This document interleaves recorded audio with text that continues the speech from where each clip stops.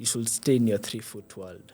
I think capital should be the least of your problems and focus on the bigger picture. I think discipline is your starting point and vision is your fuel.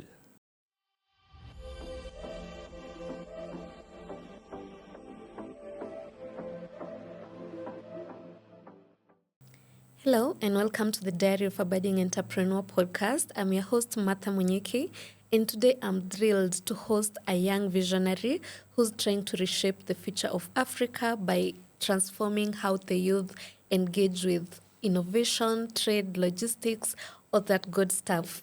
And he's not only a young visionary trying to reshape Africa's future in that front, he's also a student of aeronautical engineering. So we'll be studying or learning his journey on how he's blending education or his education journey and entrepreneurship at such a young age. So, ladies and gentlemen, allow me to introduce Caleb Siambi. Thank you, Mother, for introducing me. My name is Caleb Siambi. I am the founder and CEO of AfriHaul Youth Alliance, which is a youth empowerment organization empowering youths in transport, logistics, and opportunities in logistics. Okay. Yeah. Thanks for giving us an overlook of what exactly you do. Yeah. But even before we get to that, let's start it a bit light by asking you a light question. Yeah. It's something I have asked in previous episodes in this season. Okay. So I'd love you to reflect on the year that we've had so far, since we are heading to the tail end of the year, and tell me what you feel has been your highest high and your lowest low, and what you look forward to as we get to the new year. Okay, so for my highest high was launching this organization. It has been a rough journey since the start when I first started my entrepreneurship journey. And for my lowest low was having to end another venture that I had already started. And what are you looking forward to as we get to the new year? I'm looking forward to growing this organization to something even bigger, a legacy. Yeah. Okay. So maybe even before we get into your journey, you can tell us more about AfriHaul, which is the organization you've founded. And I know you've mentioned in passing what exactly you do with AfriHaul, but you can get deeper into the intricacies of running the organization and what it specifically entails. Okay, so AfriHaul Youth Alliance is an organization that is there to empower youths in the logistics sector. So you'll find that in logistics, we don't have a body that is there to empower youths or to represent youths. So I came up with AfriHaul Youth Alliance in order to represent youth in the logistics industry. And at AfriHaul, what we do is mentorship. So we mentor youths in different logistics perspectives, like we have the digital world of logistics, the supply chain management, and quite many other things. Number two, we help founders who want to found their own logistics company in starting them.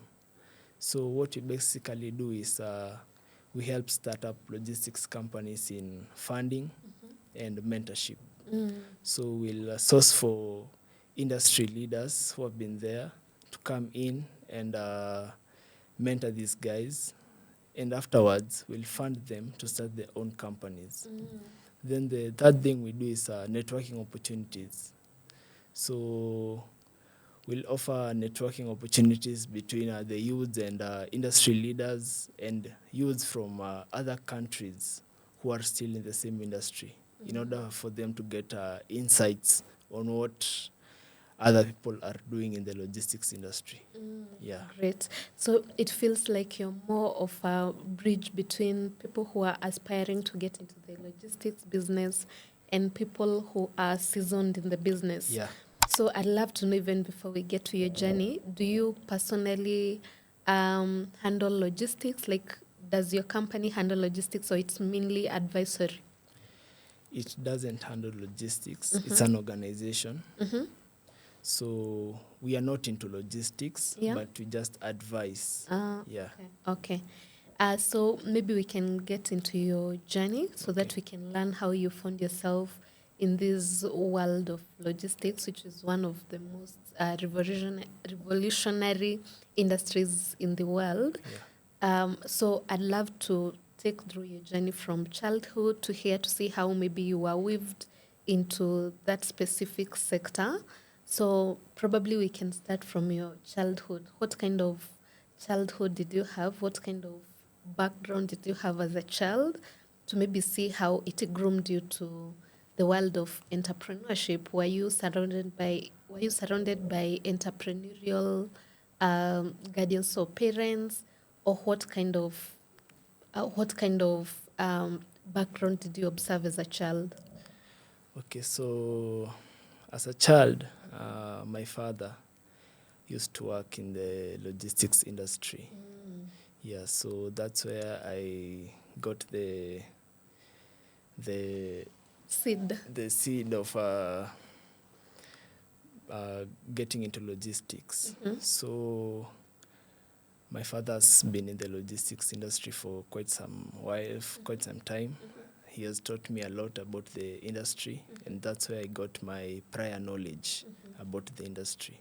Okay. Yeah. So when you say he was in logistics, what are the practicalities of like what he does in the, or what he was Okay. doing in the logistics business, So like in layman?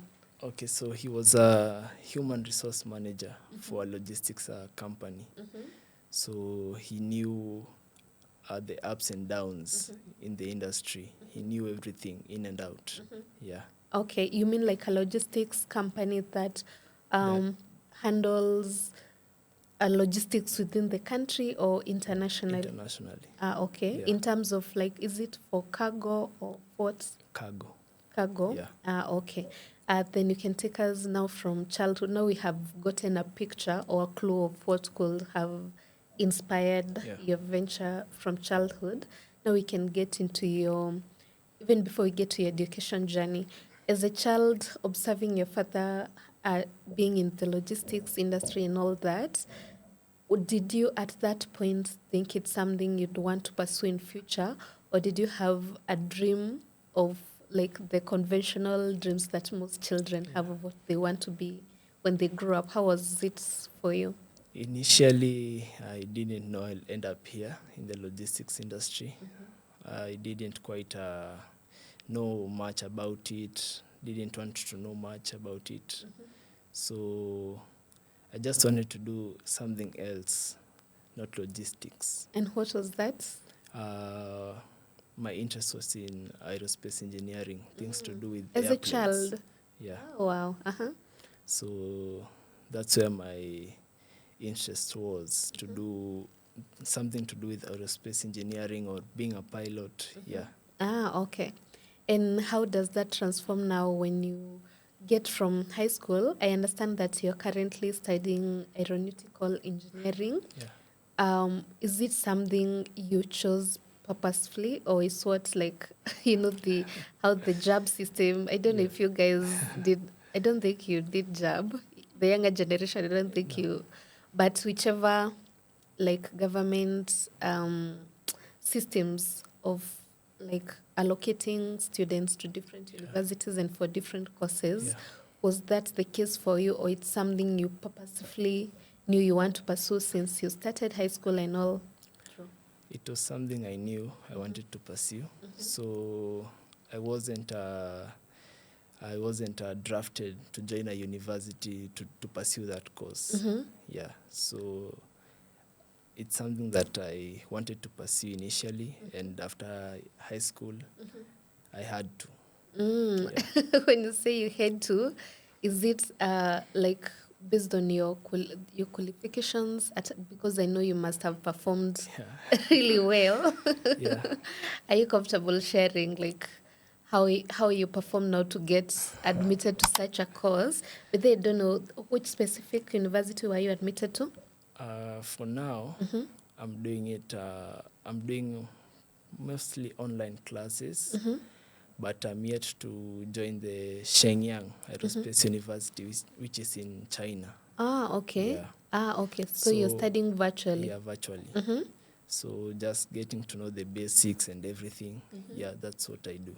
Ah, okay. And what were the requirements for you to even be admitted in such a institution? The requirements are not okay. From high school perspective, you ought to have done physics and passed well in maths and English. Yeah. Okay, by passed well. You mean like what? C plus Pass and maths? above. Ah, okay, okay. And how has it been for you, the journey? You said you're still studying virtually. How Yeah. long into the course are you? Just 6 months. Ah, okay, Yeah. okay. But you've gotten The grasp of things. the grasp of things. Yeah. Wow. And now being a student, I know most students don't think early on, or majority of them, some do, but majority of them don't think early on while still in school Yeah. to start up a venture. Yeah. What inspired your need to venture into business as opposed to continue relying maybe on your parents for upkeep, since you're still in the in that age bracket? So at first, after finishing my KCSE, that was in November last year. In December, I was interested in venturing into real estate. So I wanted to have my own real estate company and all that. So I looked at my plans and everything, did my research very well. Then I came to realize that for real estate to work with this current generation and how things are going, it will be quite very hard and it demands a lot. And I didn't have money to start. Yeah, so right there I said, let me look out for something else I can do. So that's when I sat down with my father and he told me about logistics. He explained to me of how it works. He told me about the company he used to work for and how they used to do things. And right there I fell in love with logistics. Yeah. Okay, so it was like your father groomed you into it. Yeah. And still maybe reignited whatever you saw as a child. Yeah. So now I think we can get into you founding AfriHaul. Yeah. How was it? Take us through the journey from conceptualization of the idea to executing it, and also tell us how far in your founder journey you are. Okay, so before AfriHaul Youth Alliance, I had a company called Blue Streak Haulage. So initially I wanted to have my own transport and logistics company because of how my father told me about the company, how it was glamorous and everything. So I wanted to have my own company. So I started off with a group of friends and I did my research too. Okay, it was not easy. I used to walk around, see how other companies operate, trying to find someone to guide me into the industry, but it was quite hard. And for you to start your own logistics company in this era, you need to be solving a problem.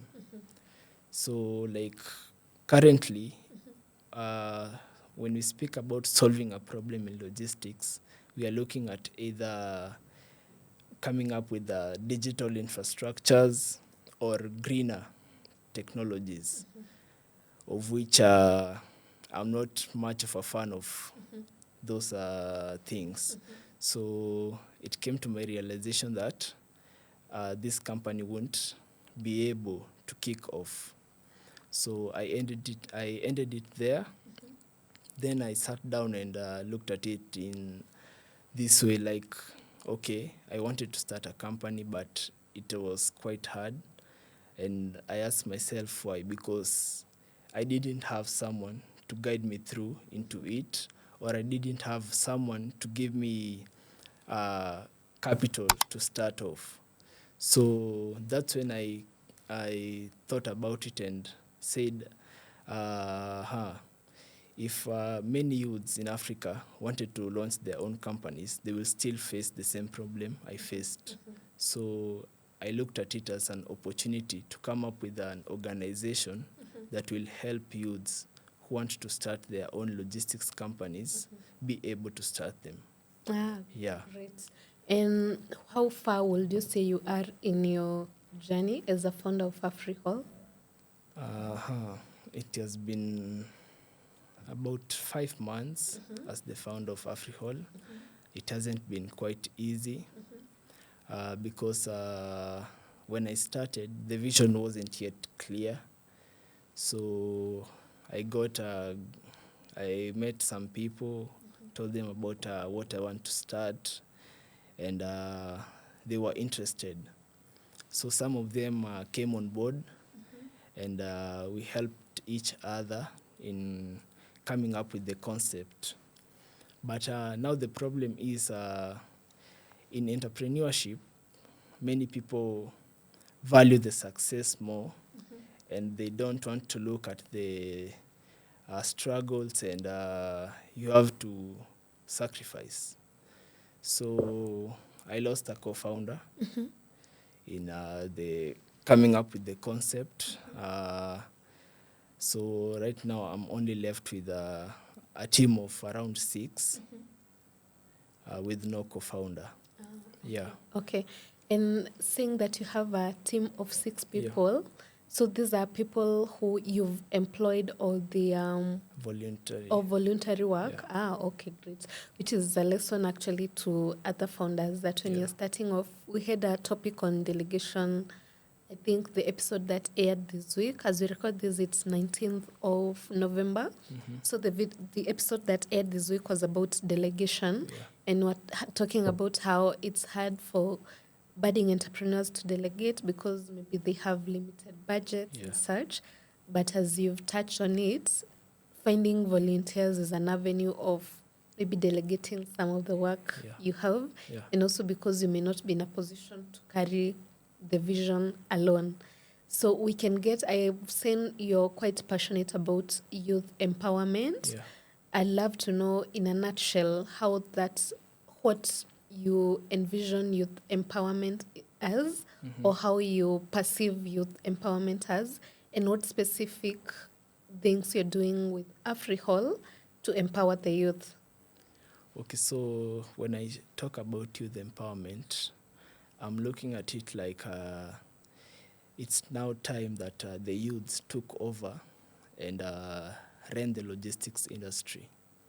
Because if you look at it, the Gen Zs, they are becoming dominant. So it's high time that we have an organization that will at least empower the youths to get there.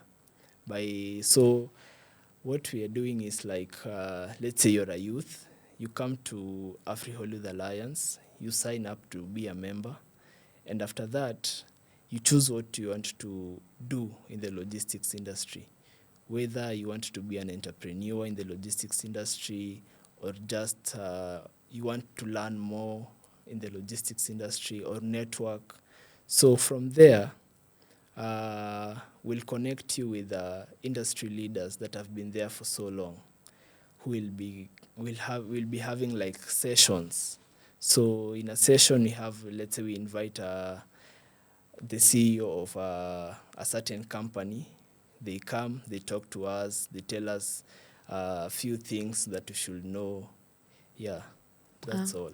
Oh, okay. So it's mainly empowering them through knowledge acquisition on how to run the business. Yeah. You're very passionate about even youth taking up these positions, which is quite commendable.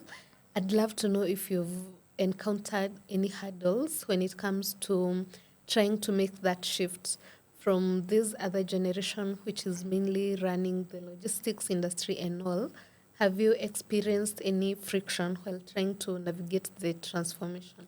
Okay, so logistics, it's not quite easy for everyone. So, okay, we had a few sign-ups last week for youths who wanted to join, and we onboarded them. So I went on we have a WhatsApp group. After you're onboarded into the organization, you get into a WhatsApp group. So I went on the group and texted them a message. I told them to introduce themselves, what they are doing, and what they want from AfriHaul Youth Alliance. And surprisingly, only one responded. And personally, I like to work with people who have self-drive and discipline. And I gave them about 2 days to respond, but there was no response. So I just ended up dismissing them.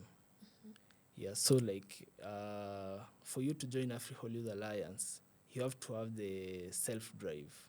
Like you have to know, when I join this organization or when I join the logistics industry, I have to at least make impact. And in order to do that, you have to be self-driven and you have to have discipline. Yeah.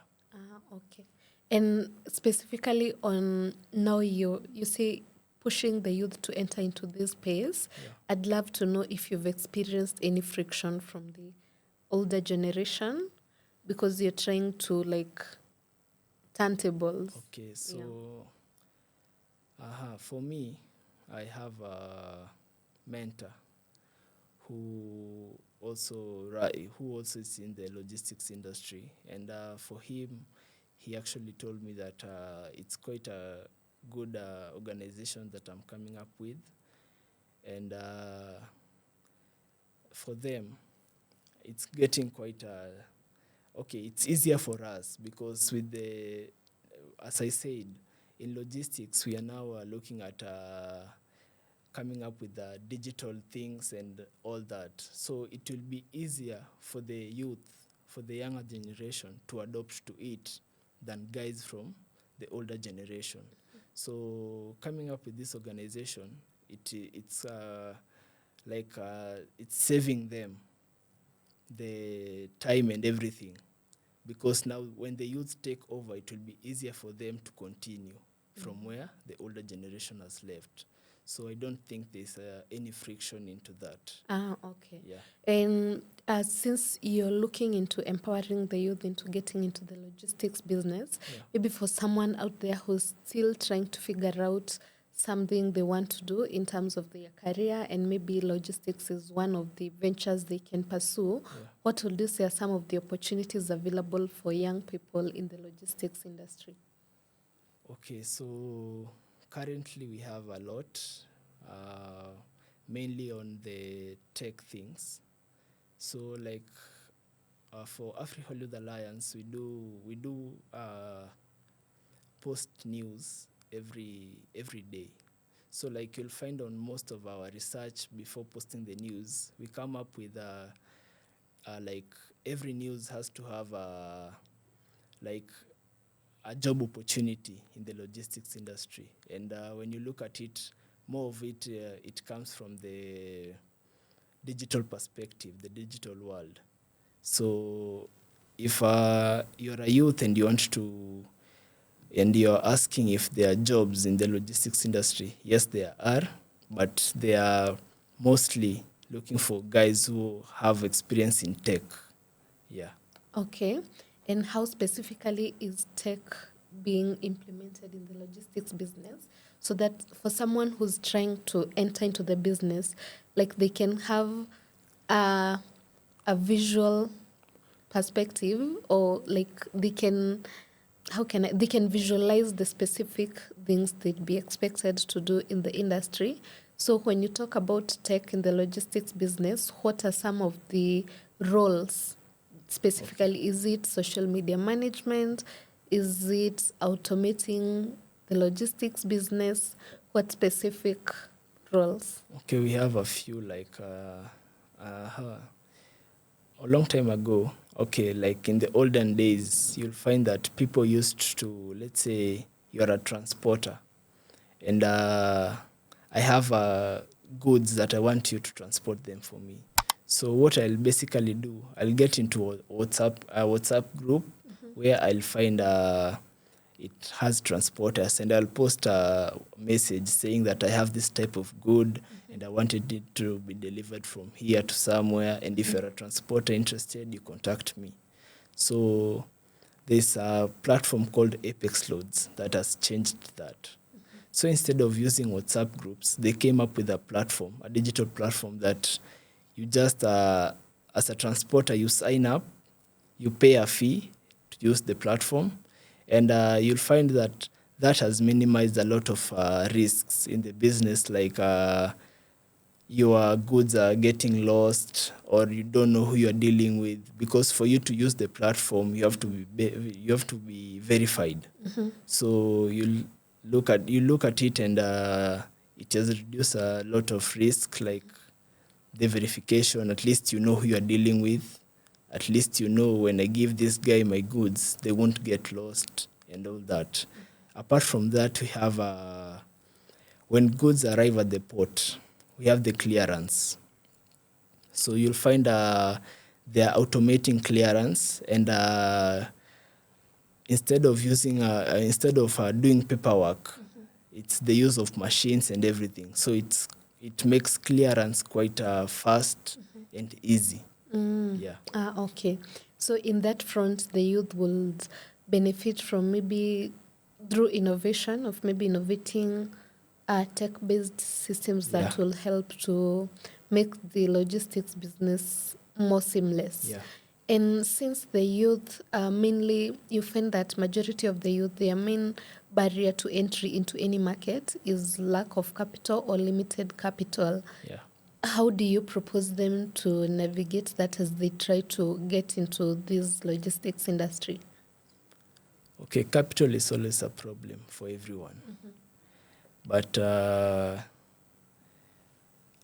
look at it as an opportunity, because if you don't have capital, like for me personally, starting this organization, I didn't have any capital, but I started. So I think capital should be the least of your problems, and focus on the bigger picture. Because if you come up with something great, okay, you can bootstrap, come up with what you want to come up with, then later source for capital. Yeah. Okay. And how practical is it, let's say, for someone who's wanting to get into the logistics business by doing the actual logistics, maybe transporting goods maybe from different parts of the country, maybe from Nairobi to Mombasa and such? I feel like there will be still that capital, even coming up with the idea. They can come up with the idea, but now executing it is where I feel like there would be some capital requirements. Like, let's say if you need to maybe hire the lorries or such, or even acquire your own staff. With AfriHaul, do you have like a specific solution to counter that for someone who wants to execute the idea and start earning from the venture? Yeah, so I now get your question. Yeah. And that's why we formed AfriHaul. So like, if you want to start such a venture and you don't have the funds, at least right now you can come to AfriHaul Youth Alliance and we can fund you to start the venture. If we see it's credible and it's something that can work, and you're solving a problem, we can fund you. Okay. Yeah. Is it like AfriHaul itself? Or I think you mentioned something to do with you partnering with different players in the market. Yeah. Like, how's the process of sourcing for funding for such individuals? And how do you do the verification process to make sure that the people you are extending this capital to are credible people and who can actually utilize or leverage on the capital you've given them to grow their businesses and give you some good returns? Okay, so first on how we are sourcing the capital. So like we are partnering with organizations that are already are already running, and they are looking to invest somewhere else. So they can invest in our organization, Yeah. or we partner up with sponsors, donors who want just to invest in different industry. That's how we are sourcing our capital. Secondly, on how you're saying about verifying. So first, for you to get the funding, you have to be a member of the alliance. And for you to be a member, there's a verification process. So that is done there. And second, you have to be a youth. Yeah. And the bracket that is below that 5 years? Yeah, 35, 18 to 35. 18 to 35? Yeah. Yeah, I think your story is the actual, like, typical story of a budding entrepreneur, and this podcast is tailored around that. Yeah. People who are trying to grow their businesses from ground up, and you're actually in that budding phase. Yeah. And definitely with the zeal you have and the grit you have for the business, we hope and pray that you'll definitely sprout and become like an impactful business in the market. I'd love to know, for the practical challenges you've faced, coming up with a new idea and maybe communicating it to the people close to you, trying to sell that idea, because I know for most entrepreneurs, before they even execute the idea, we always try to seek for maybe reinforcement or just an affirmation from the people around us. How has it been for you? How's the reception for the business idea? And have you, at some point, since you're at the very beginning stage of your business journey, at any point have you found yourself maybe doubting your vision? Because I know that is a challenge that many budding entrepreneurs face. Yeah. Okay, so I've never doubted my vision.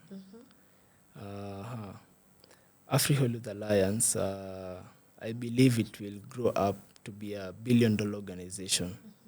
Yeah, so I'm very strong about it. Challenges, yes, they are there. We are still facing them, but we have to conquer them. Yeah. Because in entrepreneurship, challenges should be present. Yeah. Yeah. Yeah. And what are the main, like, overarching challenges you've faced? So challenges that we are facing, like getting people to sign up, convincing people that logistics is the way forward. Yeah, that's one challenge. Challenge number 2 is coming up with a good team that will help me personally in building this venture. Yeah. Because it's not quite easy. It's quite hard. Yeah. And that's what I meet people, and people who know me, and they are quite surprised that I started an organization, and they always tell me that I should give them a job. And I look at them and I tell them that it's not easy, because I know what I'm saying. I've worked with a lot of people who have dropped out. I know a number who we've worked with, and yes, they had they believed in me, they believed in my vision, but going through the journey, it's not quite easy. It takes quite some, what will I say? Some grit. Some grit. Okay. Yeah, Okay. you need to withstand it. Okay. And what would your advice be to someone who's at the ideation stage of their business? What would your advice be for them in terms of how to reduce the time between ideation and execution, and how to handle the challenges you've mentioned early on in their business? Okay. First, I'll start by saying that they should just start, not to think about the what ifs. Okay, I like to say that you should stay in your 3-foot world. And by that, what I mean is that you should focus on what is ahead of you, and not what is around you. Because when you start focusing on what is around you, you're not in a position to affect it in any way. So what you should just do is focus on what is ahead of you, and keep moving. On the way, you'll understand your vision sooner, come to understand everything on your way. But if you sit down, start to draft things and first want to understand what you want to do before you execute, you'll be wasting your time. Yeah. Okay, great. Actually, that is such an important lesson, especially because most people, before even they get to the execution phase, they struggle a lot with the, is it called analysis paralysis, Yeah, yeah. where you overanalyze the idea. And also, I learned somewhere that when you plan, during the planning stage, you get the same dopamine as when you actually execute that thing. Yeah. So you may even deplete the motivation required to actually execute that thing. Yeah. So I feel like your journey, even at the startup phase, is inspirational to anyone looking to, especially for young people, your age people in school, who are yet to get into the world of like actual working age bracket, Yeah. but getting to dip your toes in the water even at that early stage is very inspirational. And I pray that AfriHaul will become the $1 million business Yeah. as you pose it. Thank you. And even as we head to the tail end of our conversation, you can tell us one parting shot you can give to any entrepreneur, visionary entrepreneur looking to. I know you've touched a bit on it, on how you can advise young people who are trying to get into business. Yeah, I think you can tailor make the parting shot specifically to young people, maybe below the age of 30, who are trying to get into the world of entrepreneurship. Okay, so first, I think discipline is your starting point, and vision is your fuel in any entrepreneurial journey. Secondly, I believe that in Kenya and in Africa, youths have talent, but what we lack is platforms. So if you are quite smart, if you're an entrepreneur, you should look at things positively, and if there are no platforms, then come up with a solution to solve that. Come up with a platform, not coming up with excuses saying that there are no platforms, and that's a gap that you can fill in. Come up with the platform, like I did. I looked at it, and there's no organization that is helping youths out here to get into the logistics industry, and I filled that gap by coming up with one. Yeah. Wow. And that is very commendable, especially given the saturation in the job market as at now, given that universities are releasing Yeah. students left, right, and center, and the jobs are not per se increasing dramatically. I think it's very commendable, even what you're doing, like creating a platform to create employment, not just for yourself, but also other youth. Yeah. And thank you so much, Carl, even for sharing your journey with so much depth and clarity. I know it to be inspirational to someone who is still toying with the idea of should I start, should I not? I think this is that nudge they need to get started. So you can tell us where people can find you and how anyone looking to benefit from AfriHaul or partnering with AfriHaul can find you. Okay, for me, I'm on Instagram, LinkedIn, and TikTok. Just use my name, Caleb Siambi. That's my username on all my platforms. For the AfriHaul Youth Alliance, same. We are on LinkedIn, Instagram, and TikTok. Just use the username AfriHaul Youth Alliance, and you'll be able to find us there. Great. I'll definitely pin those details. I'll put them in the description box. To anyone who want to get in touch with Carl, you'll have all the details there. And thank you so much, Carl, even for being bold enough even to reach out and request to be on the podcast. It's a great honor having you on the show. I look forward to actually having more young people who are still, because mostly we've focused mostly on established businesses and all. Yeah. But being given that our actual core is budding entrepreneurs, Yeah. we'd like to highlight more stories like yourself to show the actual picture or the real picture of people who are trying to build something new with limited resources and all that. Yeah. So thank you so much for gracing our podcast. You're welcome. And to our viewers and listeners, thank you for tuning in up to this part. We are currently available on YouTube, Spotify, and Apple Podcasts. I hope you enjoyed this episode and you picked something that you're willing to implement. Even for established business owners, there's still something you can pick from this conversation, be it the issue about tying discipline and vision to fuel you further in your entrepreneurial journey. There's always something to learn from these episodes, and even for the budding entrepreneurs, for people who are yet to get into entrepreneurship, I hope Carl's story gets to inspire you to take the next step. And a special shout out to the Creative Hub Economy Hub for providing us with this space to create this content. You can see the content is great, be it the sound, the visuals, the lighting, the aesthetics, everything. And even for the work they're doing in pushing for gender equality and equity, a special shout out to them, and that is a highly commendable venture or initiative they are undertaking.